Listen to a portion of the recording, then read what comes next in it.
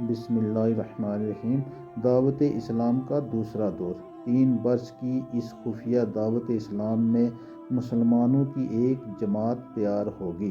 اس کے بعد اللہ تعالیٰ نے اپنے حبیب صلی اللہ علیہ وسلم پر سورہ شورى کی آیت نازل فرمائی اور حکم ہوا کہ اے محبوب، آپ اپنے قریبی خاندان والوں کو خدا سے ڈرائیے۔ تو حضور صلی اللہ علیہ وسلم نے ایک دن کوہ صفا کی چوٹی پر چڑھ کر یا معشر قریش کہہ کر قبیلہ قریش کو پکارا۔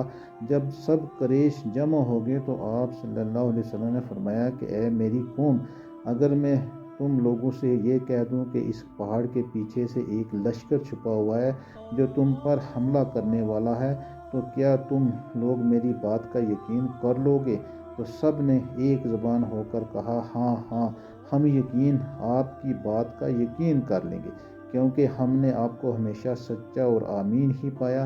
آپ نے فرمایا کہ اچھا، تو پھر میں یہ کہتا ہوں کہ تم لوگوں کو عذاب الہی سے ڈرا رہا ہو، اور اگر تم لوگ ایمان نہ لاؤ گے تو تم پر عذاب الہی اتر پڑے گا۔ یہ سن کر تمام قریش، جن میں آپ کا چاچا ابو لہب بھی تھا، سخت ناراض ہو کر سب کے سب چلے گئے اور حضور صلی اللہ علیہ وسلم کی شان میں اول فول بکنے لگے۔